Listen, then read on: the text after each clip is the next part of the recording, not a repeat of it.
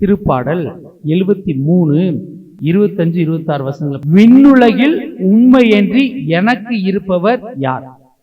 மண்ணுலகில் வேறு விருப்பம் உண்மையின்றி எனக்கு ஏதும் இல்லை. எனது உடலும் உள்ளமோ நைந்து போயின. கடவுளே என் உள்ளத்திற்கு அரணும் எனக்குரிய பங்குமாவார். இந்த பூமியில இந்த கூடாரத்துல, கூடாரம்னா எது? ஞாபகம் தான். சரி, இது எதால செய்யப்பட்ட கூடாரம்? மண்ணால செய்யப்பட்ட கூடாரம். என்ன செய்யும்? மண்ணுக்குள்ள போயிடும். சரிங்களா? அப்ப பாத்துங்க, அப்ப விண்ணுலகத்துல நீங்க தான் இருக்கிறீங்க. இந்த பூமியில நான் வாழ்ற நாட்கள்ல எனக்குரிய நம்பிக்கை யாரு? நீங்க மட்டும்தான். யார் மட்டும்தான்? கடவுள் மட்டும்தான். எனக்குன்னு யார் இருக்கிறா? கடவுள் மட்டும்தான். எனக்கு விருப்பம் எல்லாம் என்னது? உங்க மேலதான். யார் மேல இருக்கணும்? என் புருஷனும் எனக்கு கொள்ள விருப்பங்க. அது ஏன் 2வது பிள்ளைனா, ஐயோ, பிள்ளை மேலேயோ புருஷன் மேலே என்ன இருக்கக்கூடாது? பற்று பாசம் இருக்கக்கூடாது.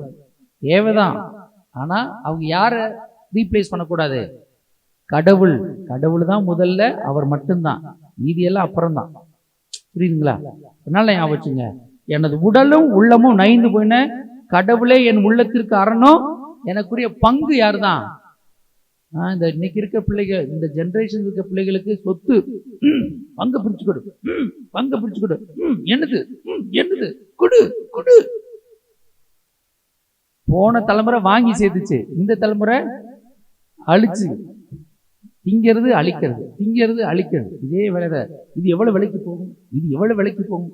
எவ்வளவு எப்படி அழிக்கிறதுலே இருக்கிறாங்க. ஆனா போன தலைமுறை பாருங்க, சேர்த்தாங்க. உங்க தாத்தா பூட்டெல்லாம் என்ன செஞ்சாங்க?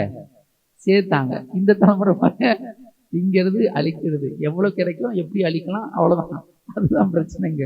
ஓகே. ஆனா ஆண்டவர் சொல்றாரு, எனக்குரிய பங்கு என்னது? ஆண்டவரே. யாருக்குரிய பங்கு? எனக்குரிய. அப்ப இந்த உலகத்தை சாராதவர்களுக்கு ஆண்டவர் தான் என்னது? பங்கு. இந்த உலகத்தை சேர்ந்தவங்க தான் இந்த காரியமெல்லாம் இருக்கும். நீங்களாம் யாரு அப்படின்றத நீங்க தான் கேட்டுக்கணும். தனிப்பட்ட விதத்தில் நான் யாரா இருக்கிறேன்? உலகத்தை சார்ந்தவனா இருக்கிறேன்னா, உலகத்தினுடைய காரியங்கள்ல பற்று உள்ளவனா இருக்கிறான்னா நீங்க தான் பாத்துக்கணும்.